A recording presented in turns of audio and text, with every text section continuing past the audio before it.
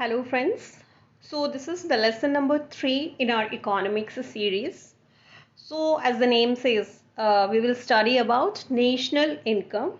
But as we proceed from basic to advanced level, so we will clear firstly some of the basic terms which we should know because they are included in calculating and their understanding is much necessary. So we will know the certain terms and we will move step by step to the process of calculating national income. So economic territory or domestic territory. Simplest concept, that is the region where we live and we perform our economic activities. It is the geographical territory administered by a government within which persons, goods and capital circulate freely. That is, the economic activities are being carried out. But a domestic territory will not include embassies, consulators, or the military establishments of a foreign country and international organizations. If an international organization has a headquarters in a particular country, that doesn't mean that it is a part of its domestic territory. And if in any country we are having any country's embassy, if we are having in India, so that embassy is a part of domestic territory of that country only and not of India. So this was the concept of economic territory or domestic territory. Then we have citizenship and residentship.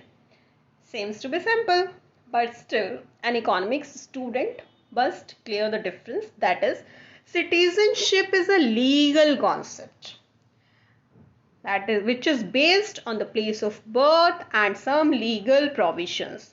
We know in our articles 5 to 11 in Indian Constitution, the provisions are given, the requirements for being the citizen of India. So citizenship is something which is being legally defined by any country.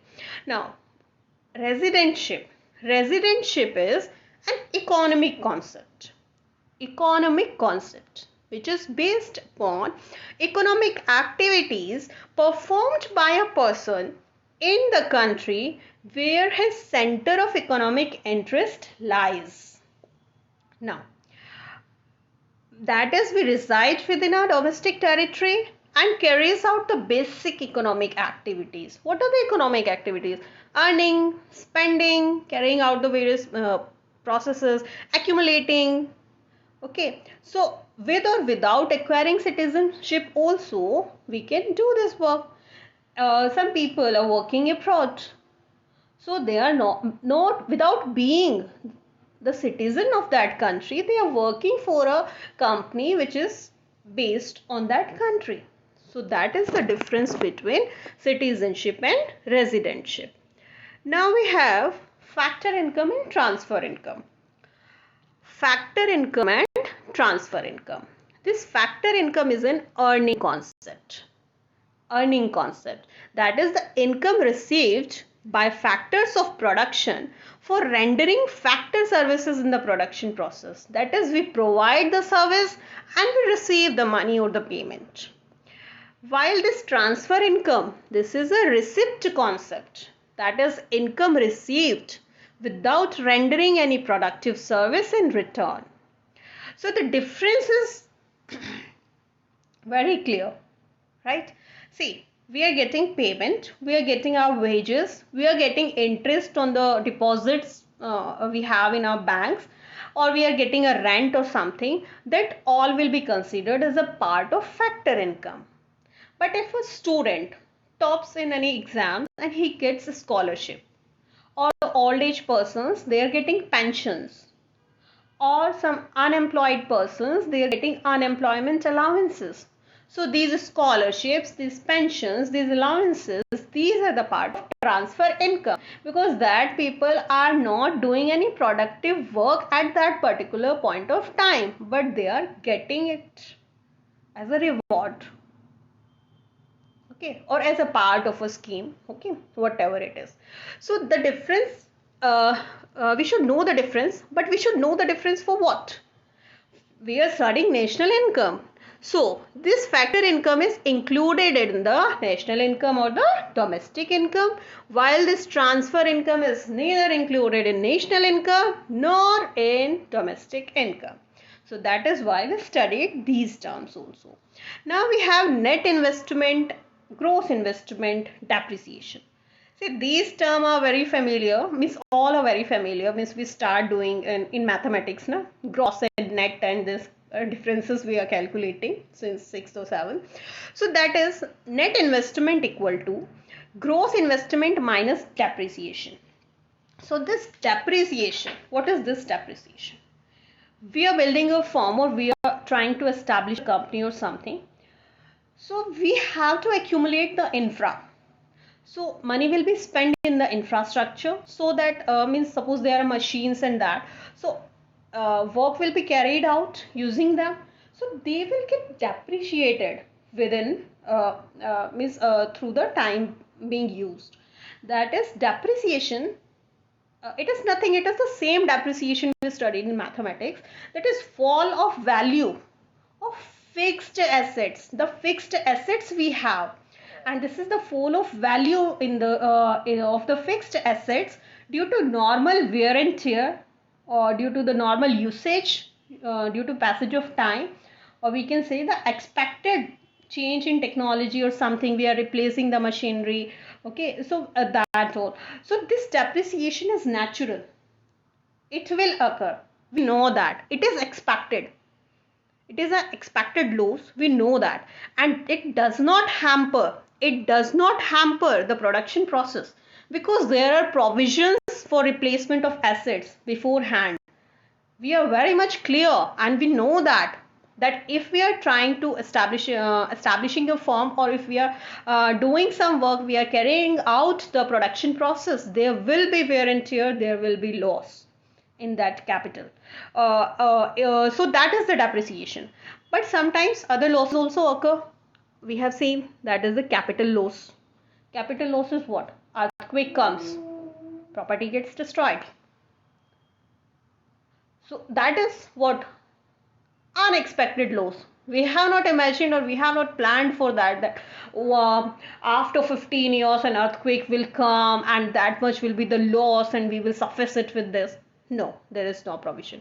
These are unforeseen incidents which are unexpected, and that hampers production. It hampers production because there is no provision for that. Okay, so that will be hampered. So now we are clear about the net investment. Main thing was to study this. Net investment equal to gross investment minus depreciation. Now we have one more thing. We have taxes, we have subsidies. So what is that? Government. If government is providing us any subsidy, that is in on LPG we are getting. So likewise, if we are getting subsidies for something, that is we are getting some money.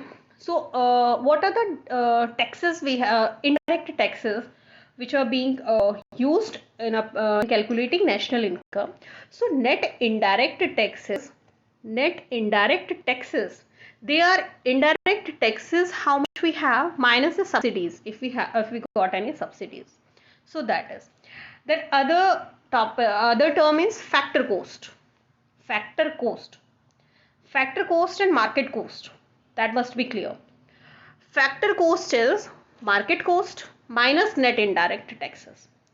See, market prices are prices which are being paid by the consumers. So these also include the product taxes and subsidies or whatever is being there. Okay, that is the market price. We are paying MRP, we are paying. So they are including that cost in this. They are not giving the tax from our side. We have to pay that GST. Okay, so market price is price at which product is actually sold in the market, but factor cost is the amount paid to the factors of production for their contribution in the production process. people were working, and all this that initial material we were using, and that production process being carried out, and then that people are being provided with their payments. So all that is done, that is all the contribution which is being paid, that is the factor cost. That is the price of product as received by the producer, the owner, we can say. So that factor cost equal to market price minus indirect taxes. Market price minus indirect taxes. Now another term, NFIA, that is the net factor income from abroad, or from rest of the world, we can say, or from other country, we can say. That is the income received or paid to abroad. Okay, so the significance is that national income, when we are saying the term national income, it includes NFIA, that is net factor income from abroad, while domestic income, domestic mean we can say na, domestic is something which is only ours. Okay, so domestic income excludes NFIA, that is it excludes the income which we are getting from abroad. So these two terms must be clear. ठीक है, significance of NFIA, net factor income from abroad. Now we come to national income. What is national income? Now here it is clear. National income equal to domestic income plus net factor income from abroad. From the means that is the whole money supply in hand which is available for the country's development. That is the national income. National income considers all producers who are normal residents of the country. That is the income which is being produced by resident plus the people whose center of economic interest also lies in our country. Okay, so these were the terms. Now we come to the aggregates of national income, how we are calculating our national income. So this is important to understand now. We have GDP MP. GDP MP is total money flow in the market.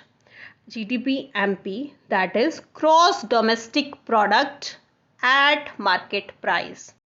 Gross domestic product at market price. So for simplification, I have used the terms which are mentioned in the NCERT macroeconomics book. GDP MP equal to C plus I plus G plus X minus M. So we should know the term. C is the consumption expenditure. C is the consumption expenditure. I is the investment expenditure.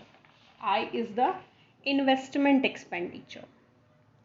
That is the sum total of the final investment, and C was the sum total of the final consumption expenditure.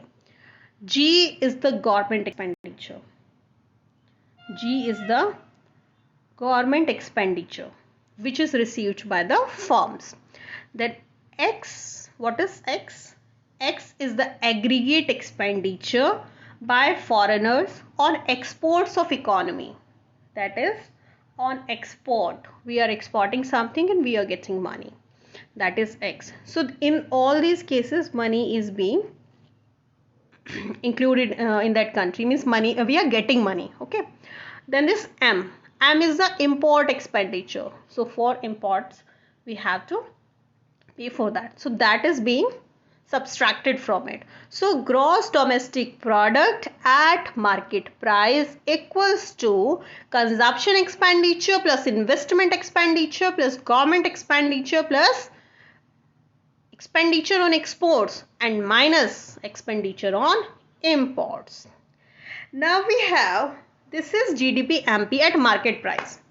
So we have studied firstly na market cost and factor cost. So now it will be easy. If we include net factor income from abroad, we will get gross national product at market price. We will get gross national product. Gross domestic product to gross national product. Because we have already studied that net factor income from abroad, this NFIA, is included in the national income, not in the domestic income. Now we have, if we subtract the net indirect taxes from it, if we subtract the net indirect taxes, then what we will get?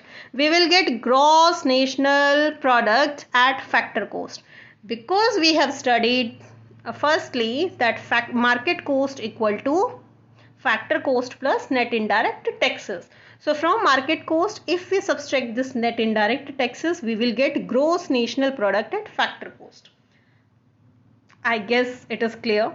Then from this gross national product at factor cost, we subtract depreciation. That is how much dep is being subtracted from that, or the loss we have. So this depreciation is being subtracted from GNPFC, and we are getting what we are studying today, that is national income.